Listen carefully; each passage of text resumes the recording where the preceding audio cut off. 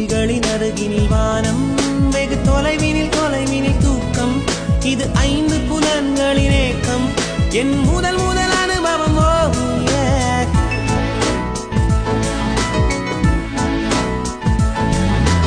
ஒலியின்றி உதடுகள் பேசும், பெரும் புயலென வெளிவரும் சுவாசம்.